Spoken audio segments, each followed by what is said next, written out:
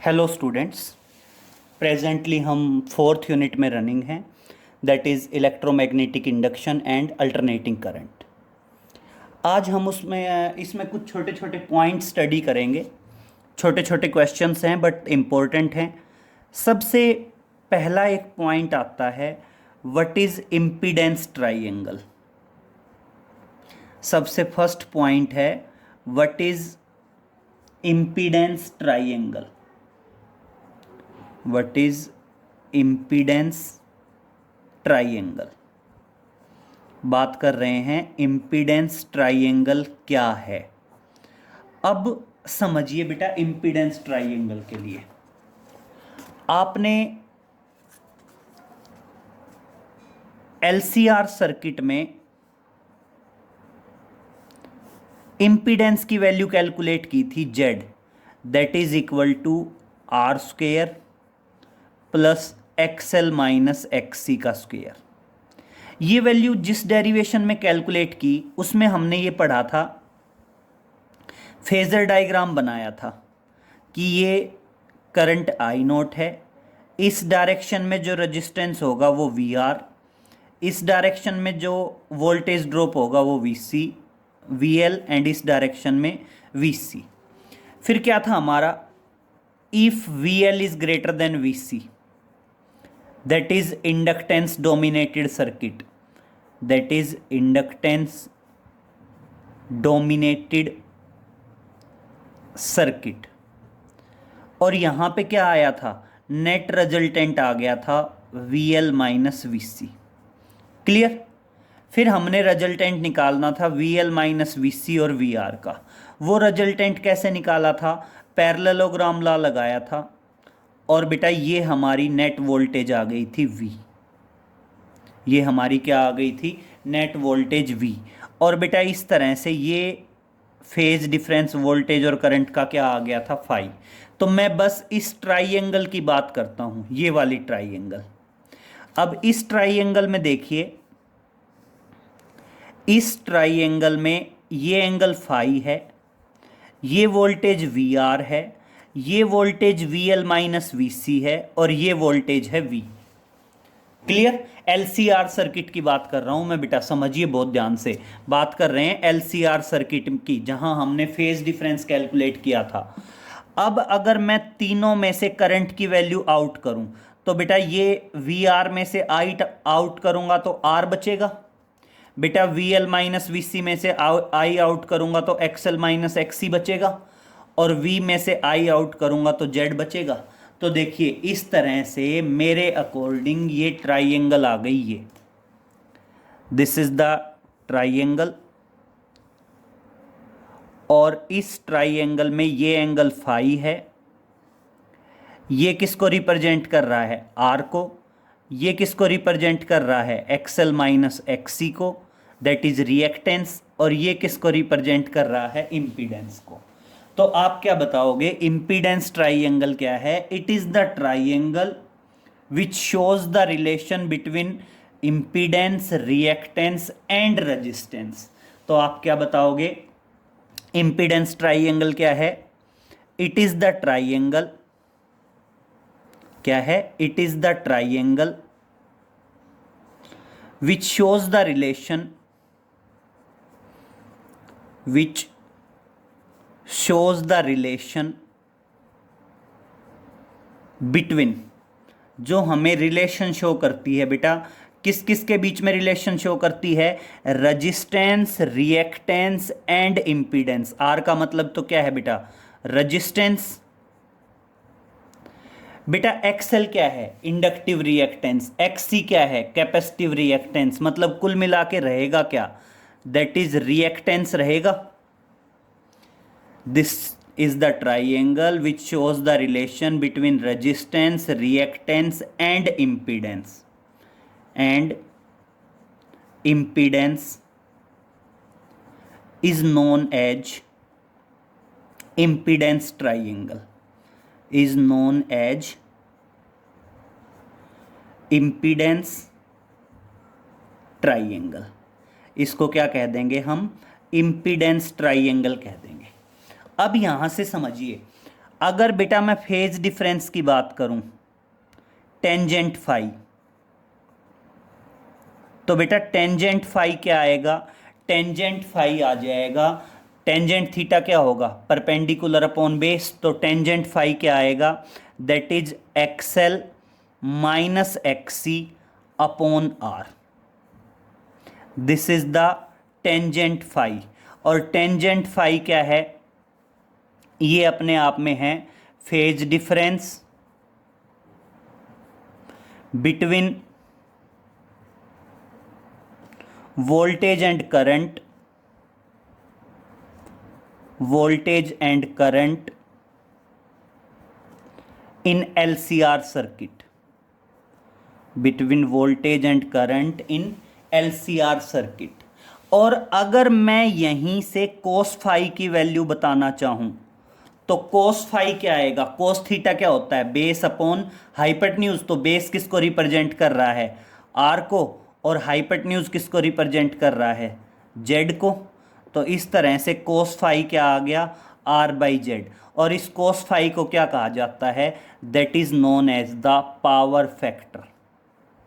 कोस phi को क्या कहा जाता है, पावर फैक्टर कहा जाता है। क्लियर। तो इंपीडेंस ट्राइएंगल, सबसे पहला पॉइंट आएगा कि इंपीडेंस ट्राइएंगल क्या है। तो आप क्या बताओगे, impedance triangle is the triangle which shows the relation between resistance, reactance and impedance.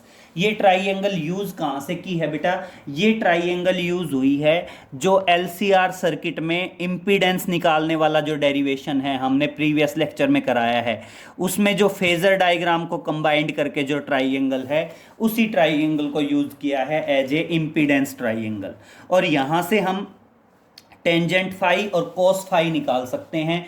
बेटा टेंजेंट फाई तो क्या आ जाएगा, आपका बेसिकली फेज डिफरेंस देगा, किस किस के बीच का फेज डिफरेंस देगा, वोल्टेज और करंट का इन एलसीआर सर्किट। एंड दूसरा जो बेटा आपका कोस फाई है, बेटा ये कोस फाई आपका क्या दे देगा, पावर फैक्टर दे देगा। क्लियर। अब एक टॉपिक आता है बेटा power factor in AC circuit. तो देखिए पावर फैक्टर क्या बताया जाएगा बेटा, नेक्स्ट पे चलते हैं। नेक्स्ट पॉइंट है आपका पावर फैक्टर। अब समझिए बेटा पावर फैक्टर क्या बताओगे, it is the just the ratio of true power and apparent power of circuit.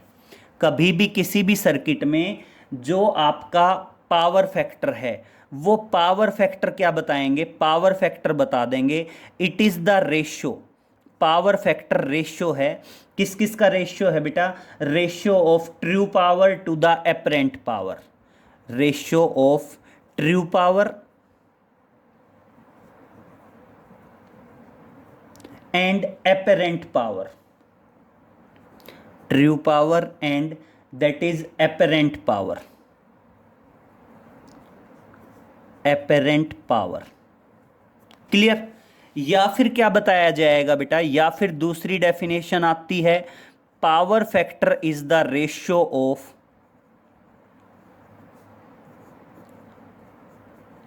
Power factor is the ratio of resistance to the impedance, resistance to the impedance, resistance to the impedance. बेटा ये वाला result जो हम use कर रहे हैं, तो इस तरह से कोस फाई किसके बराबर आ गया, आर बाई जेड। और ये जो है ये आपका पावर फैक्टर है। अब मेन समझने वाला पॉइंट अब आता है, यस देखिए आपने पिछले डेरिवेशंस में हमने एवरेज पावर निकाली है, हमने क्या निकाली है, एवरेज पावर निकाली है, किसकी, चार सर्किट की, circuit containing resistance only, circuit containing capacitor only, circuit containing inductor only, और फोर्थ क्या है, एलसीआर सर्किट। तो देखो रेजिस्टेंस ओनली जो सर्किट था उसकी एवरेज पावर क्या थी, that is E V I V. Capacitor वाले सर्किट की एवरेज पावर क्या थी, जीरो। इंडक्टर वाले सर्किट की एवरेज पावर भी क्या थी, 0। और एलसीआर सर्किट की एवरेज पावर क्या थी, that is E V I V cos phi. ये रिजल्ट्स तो हमें याद है ना, एवरेज पावर के 4 डेरिवेशन किए हैं हमने अलग अलग। Average power circuit containing resistance only, average power circuit containing capacitor only, average power circuit containing inductor only and LCR circuit. अब मेरी बात समझिए बेटा, अगर मैं यहां से कोस फाई की वैल्यू निकालना चाहूं तो कोस फाई बेसिकली क्या आएगा, average power upon E V I V, यही आया ना कोस फाई। तो यही तो मैंने डेफिनेशन बताई है, power factor is the ratio of true power to the apparent power, true power to the apparent power. ये रिजल्ट यहां से यूज हुआ है average power of LCR circuit से। और दूसरा हमारा पावर फैक्टर ये यहां से आया ही है, that is cos phi R by Z, that is resistance to the impedance. Clear. अब बात आती है पावर फैक्टर की मैक्सिमम वैल्यू क्या है और पावर फैक्टर की मिनिमम वैल्यू क्या है। तो देखिए, जो आपका पावर फैक्टर है, पावर फैक्टर की एक होती है मैक्सिमम वैल्यू, पावर फैक्टर की मैक्सिमम वैल्यू होती है बेटा 1, और आपके पावर फैक्टर की मिनिमम वैल्यू होती है 0। पावर फैक्टर की मिनिमम वैल्यू तो क्या है, 0 है, और मैक्सिमम वैल्यू क्या है, 1। अब समझिए बेटा, अगर मैं कोस फाई की वैल्यू 0 कर दूं, अगर मैं कोस फाई की वैल्यू 0 कर दूं तो ऑटोमेटिक एवरेज पावर क्या हो जाएगी, 0। भाई कोस फाई पावर फैक्टर ही तो है, और अगर मैं पावर फैक्टर की वैल्यू 0 करता हूं, कोस फाई की वैल्यू 0 करता हूं, तो एवरेज पावर भी क्या हो जाएगी, 0 हो जाएगी। तो इसलिए आप क्या बताओगे, पावर फैक्टर की वैल्यू 0 होती है किसमें, इन the circuit containing capacitor only, in the circuit containing inductor only, या इसको कह देते हैं that is reactance circuit, that is reactance circuit. तो आप क्या बता दोगे, पावर फैक्टर की मिनिमम वैल्यू होती है 0, किसमें, या तो हो सकती है सर्किट कंटेनिंग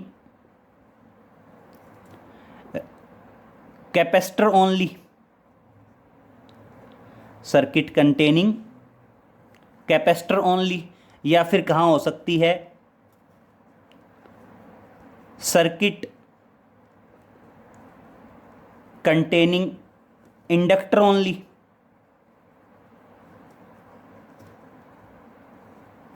या शॉर्ट में कह सकते हैं सर्किट कंटेनिंग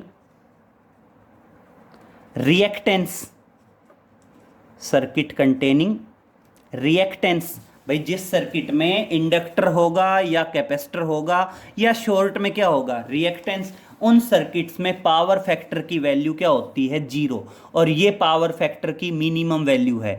और अगर देखो कोस फाई की वैल्यू 1 हो तो फिर ये एवरेज पावर रेजिस्टेंस वाले सर्किट की नहीं आ जाती है। तो आप क्या बताओगे, पावर फैक्टर की वैल्यू मैक्सिमम 1 होती है, और किस में होती है, circuit containing resistance only, circuit containing resistance only. Clear. जिस सर्किट में अकेला रेजिस्टेंस हो, या उसको बोलते हैं नॉन रिएक्टेंस सर्किट, या उसको क्या बोला जाता है, that is non reactance circuit. और फिर या फिर दूसरा आ सकता है बेटा इन सीरीज रेजोनेंस सर्किट, या फिर दूसरा आ सकता है that is series resonance circuit. हमने प्रीवियस लेक्चर में बात की थी, जो सीरीज रेजोनेंस सर्किट होता है उसमें इंपीडेंस किसके बराबर होता है, रेजिस्टेंस के ही बराबर होता है। क्लियर। तो ध्यान रहेगा, पावर फैक्टर जो है, पावर फैक्टर को कोस फाई से डिनोट करेंगे, रेजिस्टेंस ओवर इंपीडेंस हो सकता है, या फिर true power over apparent power हो सकता है। ध्यान रखने वाला पॉइंट 2 हैं, पावर फैक्टर की मैक्सिमम वैल्यू और पावर फैक्टर की मिनिमम वैल्यू। तो पावर फैक्टर की मैक्सिमम वैल्यू तो होगी 1 इन ए सर्किट कंटेनिंग रेजिस्टेंस ओनली, और सीरीज रेजोनेंस सर्किट बोल सकते हैं। और पावर फैक्टर की मिनिमम वैल्यू होगी 0, और 0 कहाँ पे होगी? Circuit containing capacitor only, circuit containing inductor only, या कह सकते हैं सर्किट कंटेनिंग रिएक्टेंस। भाई जो रिएक्टेंस वाला सर्किट आएगा उसकी बात कर सकते हैं।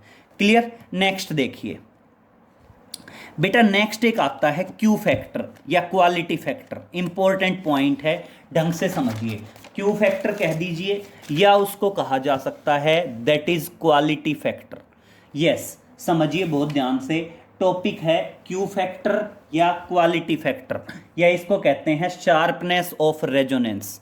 तो देखिए शुरुआत है यहां से, दैट इज क्यू फैक्टर या क्वालिटी फैक्टर भी बोल देते हैं, that is quality factor, that is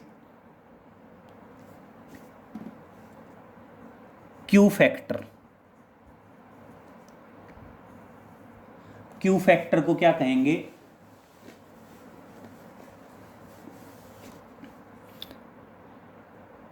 Q factor.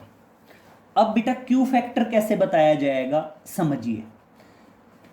Q factor जो होता है ना वो सीरीज रेजोनेंस सर्किट में होता है। क्यू फैक्टर जो है वो सीरीज रेजोनेंस सर्किट में होता है। तो कभी भी ध्यान रखेंगे क्यू फैक्टर किस में होता है, that is in series resonance circuit. जब भी मैं क्यू फैक्टर की बात करूंगा तो क्यू फैक्टर किस में होगा? आपका सीरीज रेजोनेंस सर्किट में होगा, और इसको हम क्या बोल सकते हैं? क्वालिटी फैक्टर भी बोल सकते हैं, that is quality factor.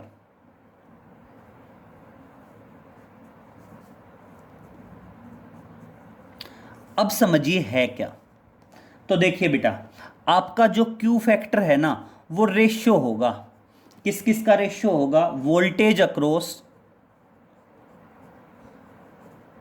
That is voltage across inductor या capacitor upon voltage drop across resistance.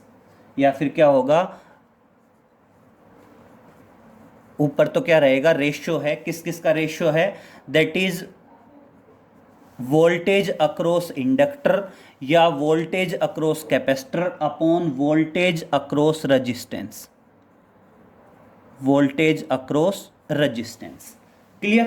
तो देखिए मैं सेपरेट सेपरेट कर लेता हूं, ऊपर दोनों को अलग अलग लेके चलता हूं, समझिए।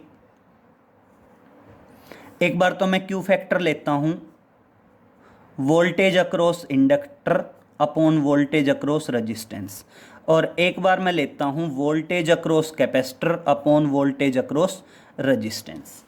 क्लियर? अब देखिए बेटा, नॉर्मल ओम्स लॉ की बात करेंगे। ओम्स लॉ की बात क्या करेंगे? वोल्टेज अक्रॉस इंडक्टर क्या आएगा? That is I note into XL आएगा, और वोल्टेज अक्रॉस रेजिस्टेंस क्या आएगा? आई नोट ओवर आर आएगा। आई नोट से आई नोट कैंसिल, और बेटा एक्सएल किसके बराबर आ गया? Omega L upon R. Omega की वैल्यू हमने पढ़ी है, ओमेगा रेजोनेंस फ्रीक्वेंसी 1/√LC। तो देखना क्यू किसके बराबर आया? That is L upon 1/√LC into R. L से एल कट गया, और इस तरह से क्यू किसके बराबर आ गया? 1/R√L/C।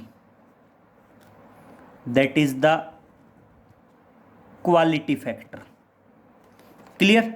बस इसमें एक ही बात है, क्या है कि आपकी जो रेजोनेंस फ्रीक्वेंसी है ओमेगा, ये बेसिकली पहले ही बता रहा हूं मैं, पहले ही कह रहा हूं किस में होती है? सीरीज रेजोनेंस सर्किट में होती है। और आपकी रेजोनेंस फ्रीक्वेंसी किसके बराबर होती है? ये जो मैंने ओमेगा की वैल्यू रखी, ये ओमेगा रेजोनेंस फ्रीक्वेंसी को रिप्रेजेंट कर रहा है, और रेजोनेंस फ्रीक्वेंसी किसके बराबर होती है? 1/√LC के बराबर है। ठीक है, सेम यहां पे चलेंगे, देखना Q is equal to I nought XC upon क्या आएगा? I nought are.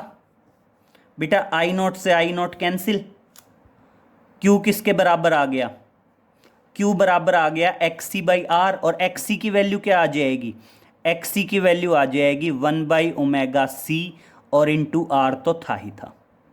ठीक है, फिर सेम वही ओमेगा यहाँ पे क्या है, ओमेगा यहाँ पे रेजोनेंस फ्रीक्वेंसी को रिप्रेजेंट कर रहा है, रेजोनेंस फ्रीक्वेंसी को रिप्रेजेंट कर रहा है, तो ओमेगा की वैल्यू 1/LC, तो ये ऊपर पलट के चला जाएगा √LC, और नीचे क्या बचा C इंटू आर, और देखना बेटा बिल्कुल सेम रिजल्ट आएगा 1/R √L/C। Clear, this is the Q factor. Clear, बस एक ही बात ध्यान रखनी है, जो यहाँ पे ओमेगा है, ये ओमेगा किसको रिप्रेजेंट कर रहा है, रेजोनेंस फ्रीक्वेंसी को रिप्रेजेंट कर रहा है। ओमेगा यहाँ किसको रिप्रेजेंट कर रहा है, रेजोनेंस फ्रीक्वेंसी को रिप्रेजेंट कर रहा है। क्लियर, दूसरा देखिए, another definition of Q factor. दोबारा एक तरीके से और बता रहा हूं मैं क्यू फैक्टर, ये भी समझिए, आप ऐसे भी बता सकते हैं क्यू फैक्टर को।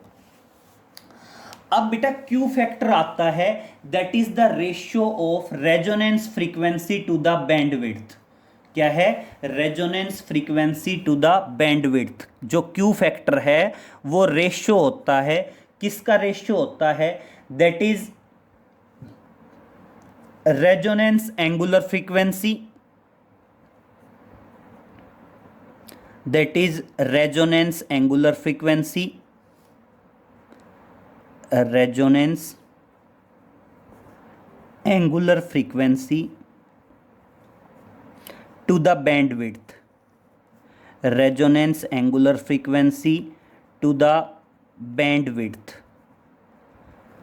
अब ये समझिए क्या है, that is resonance frequency omega R, जो आप यहाँ पे यूज़ कर रहे हैं, ये आपकी रेजोनेंस फ्रीक्वेंसी है, ये आपकी रेजोनेंस फ्रीक्वेंसी है omega R. Clear, resonance frequency upon bandwidth, और बैंडविड्थ क्या होती है, twice of delta omega, twice of delta omega. अब ये समझिए आया कहाँ से, ये क्यू फैक्टर की वैल्यू कहाँ से आई और कैसे दी गई। बेटा मैं सीरीज एलसीआर सर्किट मानता हूं, और सीरीज एलसीआर सर्किट में करंट और फ्रीक्वेंसी के बीच का ग्राफ ड्रा करता हूं। इन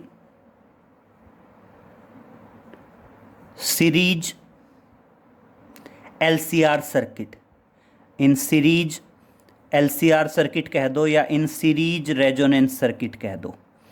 सीरीज रेजोनेंस सर्किट में मैं जस्ट क्या कर रहा हूँ, ग्राफ ड्रा कर रहा हूँ, किस किस के बीच का, करंट और फ्रीक्वेंसी के बीच का, दैट इज करंट आई और एंगुलर फ्रीक्वेंसी ओमेगा। अब क्या होगा बेटा यहाँ पे, अब यहाँ पे सिंपल सी बात है, समझिए एक बार। जब आपका सीरीज रेजोनेंस सर्किट होता है, जब भी हम बात करेंगे किसकी, सीरीज रेजोनेंस सर्किट की बात करेंगे, समझिए।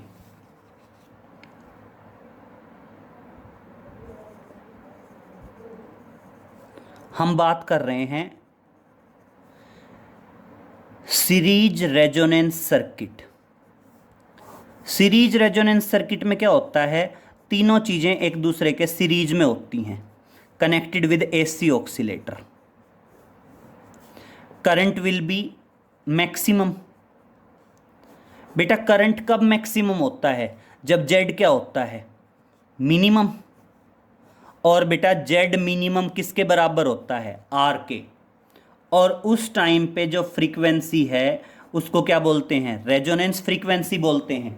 तो अब देखिए, अगर मैं करंट और फ्रीक्वेंसी के बीच का ग्राफ ड्रा करूं तो वो ग्राफ कुछ इस तरह से आएगा। तो वो जो आपका ग्राफ आएगा वो ग्राफ कुछ इस तरह से आएगा। क्लियर। अब यहां पे क्या होगा, यहां पे जो करंट की वैल्यू है ये मैक्सिमम वैल्यू है करंट की। करंट की मैक्सिमम वैल्यू के टाइम पे जो फ्रीक्वेंसी होगी उसे क्या कहा जाएगा, रेजोनेंस फ्रीक्वेंसी कहा जाएगा। और उस टाइम पे जो करंट होगा that current is the I not. उस टाइम पे जो करंट होगा उस करंट को क्या कहेंगे, आई नॉट कहेंगे। क्लियर। अब वो कहता है करंट की वैल्यू डिक्रीज करो और आप क्या करो, एक करंट लो आई, और वो आई करंट किसके बराबर है, वो आई करंट बराबर है आई नॉट बाई √2। किसके बराबर है, आई नॉट बाई √2। और बेटा उस टाइम पे जो करंट होगा वो दो फ्रीक्वेंसीज को रिप्रेजेंट करेगा। वो किसको रिप्रेजेंट करेगा, दो फ्रीक्वेंसीज को रिप्रेजेंट करेगा। एक जो फ्रीक्वेंसी होगी वो इंक्रीजिंग के टाइम की होगी, और एक जो फ्रीक्वेंसी होगी वो किसकी होगी बेटा, डिक्रीजिंग के टाइम की होगी। ये इंक्रीजिंग के टाइम की जो फ्रीक्वेंसी होगी वो होगी ω1, डिक्रीजिंग के टाइम की जो फ्रीक्वेंसी होगी वो होगी ω2। क्लियर। तो अब देखिए यहां पे ω1 जो होगा, ω1 किसके बराबर होगा, ω/r माइनस डेल्टा ω, और ω2 किसके बराबर होगा, ω/r प्लस डेल्टा ω। क्या होएगा, प्लस डेल्टा ω। और जो बैंडविड्थ आएगी, जो आपकी बैंडविड्थ आएगी, वो बैंडविड्थ किसके बराबर होगी, डेल्टा ω, और किसके बराबर होगा, ω2 माइनस ω1। भाई बैंडविड्थ जो है वो किसके बराबर होगी, बैंडविड्थ होगी ω2 माइनस ω1, और ω2 माइनस ω1 करेंगे तो ऑटोमेटिक क्या आ जाएगा, 2 डेल ω आ जाएगा। क्लियर। और ये क्या आ जाएगी, बैंडविड्थ। तो सबसे पहला पॉइंट है, ये जो क्वालिटी फैक्टर है, ये जो क्यू फैक्टर है, ये इससे आ सकता है, और ये ग्राफ है between current and angular frequency for series resonance circuit. अगर आप सीरीज रेजोनेंस सर्किट के लिए अगर आप करंट और फ्रीक्वेंसी के बीच का ग्राफ ड्रा करो, तो ये करंट और फ्रीक्वेंसी के बीच का ग्राफ कुछ इस तरह से आएगा। और ये किसको रिप्रेजेंट करता है बेटा, आपके ये आपके क्यू फैक्टर या क्वालिटी फैक्टर को रिप्रेजेंट करता है। क्लियर। नेक्स्ट पे आते हैं, नेक्स्ट समझिए, दैट इज आइडल करंट। तो देखिए नेक्स्ट पे आते हैं, नेक्स्ट है आपका दैट इज आइडल करंट। अब देखिए आइडल करंट क्या कहता है।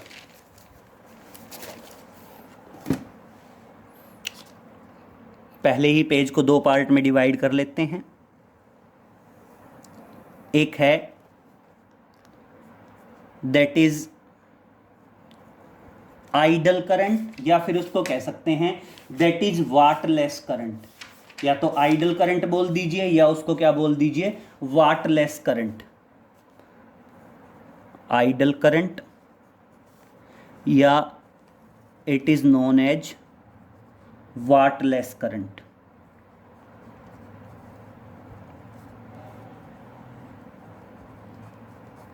बेटा नाम से ही पता चल रहा है, वाट किसकी मेजरिंग यूनिट होती है, पावर की। वाटलेस मतलब पावरलेस। तो क्या बताओगे, the current which don't consume any power in the circuit is known as wattless current या आइडल करंट। तो क्या बताओगे, the current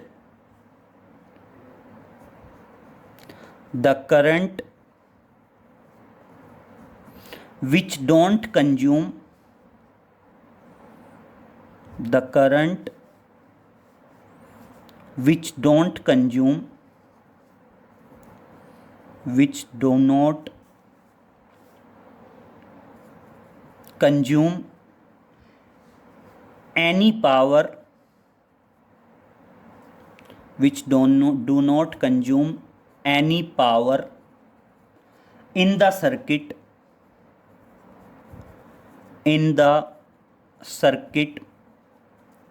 is known as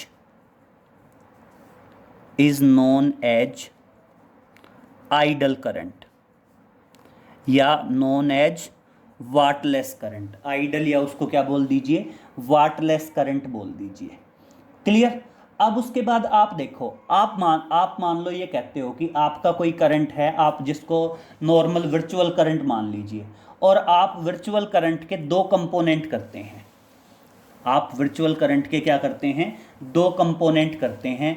और आप एक सिंपल लेके चलिए,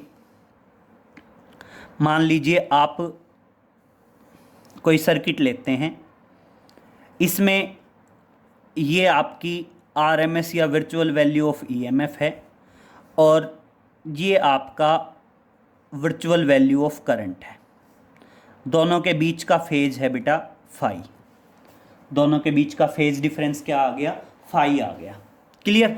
और अब मैं करंट के दो कंपोनेंट कर रहा हूं, तो देखिए ये अगर एंगल फाई है तो इधर जो करंट का कंपोनेंट आएगा वो कंपोनेंट क्या आएगा, आई वी कोस फाई आएगा, और दूसरा कंपोनेंट इसके बिल्कुल परपेंडिकुलर आएगा।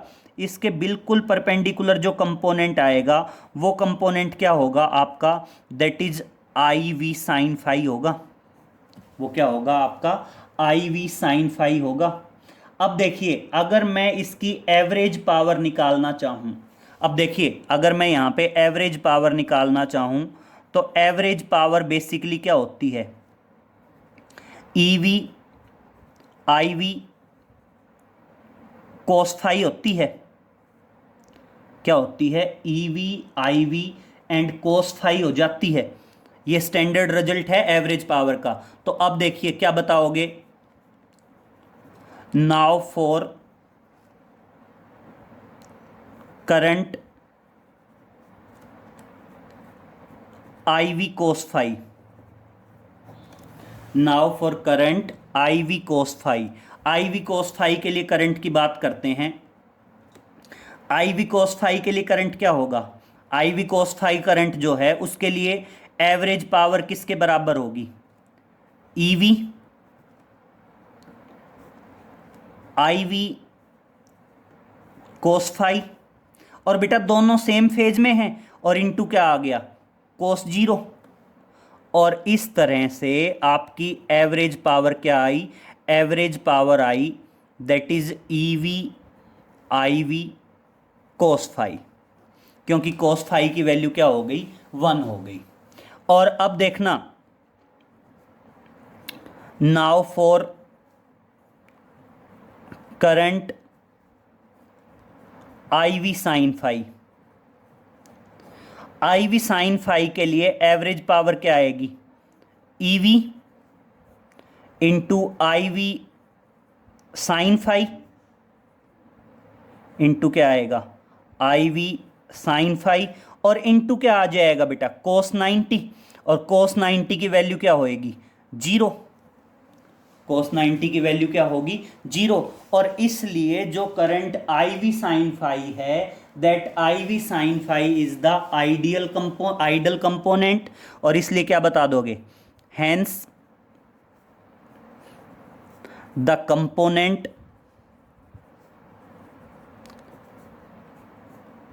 I V sine phi is idle current, या उसको क्या बोल देंगे, that is the wattless current. Clear. या तो इसको क्या बोल दीजिए, आइडल करंट बोल दीजिए, या इसको क्या बोल दीजिए, दैट इज वाटलेस करंट। इसको बोल देंगे दैट इज आइडल करंट या known as the wattless current. एक बार देखिए टॉपिक है, हम बात कर रहे थे आइडल करंट की या वाटलेस करंट की। बेटा सिंपल सा पॉइंट है, आइडल करंट या वाटलेस करंट क्या होता है, विच don't consume any power from the circuit. कोई भी वो करंट जो सर्किट से कोई पावर कंज्यूम नहीं करता, उस करंट को हम क्या बोलते हैं, that is known as the idle current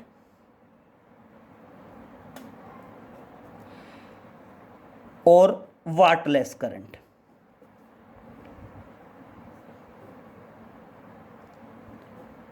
idle current या क्या बोल देंगे इसको, वाटलेस करंट बोल देंगे। दोबारा सुन लीजिए, ये जो आपका रिजल्ट है ये एवरेज पावर का स्टैंडर्ड रिजल्ट है। We know that average power, we know that average power of LCR circuit, we know that average power ये होता है। और अब फिर क्या किया, करंट के दो कंपोनेंट थे, I V cos phi, I V sine phi. एक बार तो किसके लिए कर दिया, एक बार तो कर दिया आई वी कोस फाई के लिए, उसके लिए हमारी एवरेज पावर आई ये। और एक बार किसके लिए कर दिया हमारा आई वी साइन फाई, जिसकी एवरेज पावर क्या आई 0, और इसलिए आपका जो कंपोनेंट ये आ गया आई वी साइन फाई, ये अपने आप में क्या आ गया आइडल करंट या वाटलेस करंट आ गया। इसको हमने कह दिया दैट इज आइडल करंट या वाटलेस करंट। क्लियर? तो इस तरह से आज हमने एक तो पढ़ा दैट इज इम्पीडेंस ट्राइएंगल, एक पढ़ा पावर फैक्टर, एक पढ़ा क्वालिटी फैक्टर, और एक आया आपका आइडल करंट या वाटलेस करंट। क्लियर? तो ये बेटा छोटे छोटे पॉइंट्स हैं, लेकिन बेसिकली काफ़ी इंपॉर्टेंट हैं, इनके ऊपर क्वेश्चंस बन सकते हैं और बेसिक आइडिया इन्हीं पे होता है। तो आप ये थोड़ा सा ध्यान रखेंगे। बस इसमें थोड़ा सा ध्यान रखने वाली बात क्या है भाई, हमने नॉर्मल सर्किट लिया, virtual value of EMF, virtual value of current, और एलसीआर सर्किट में मान लीजिए उनके बीच का फेज डिफरेंस कितना होता है, फाई का फेज डिफरेंस होता है। तो एलसीआर सर्किट में एवरेज पावर क्या होती है, E V I V cos phi. उसने क्या किया, जो वर्चुअल वैल्यू ऑफ करंट थी उसके दो रेक्टेंगुलर कंपोनेंट कर दिए, जो एंगल फाई है उस तरफ तो आएगा आई वी कोस फाई, दूसरी तरफ क्या आ जाएगा आपका आई वी साइन फाई। ठीक है?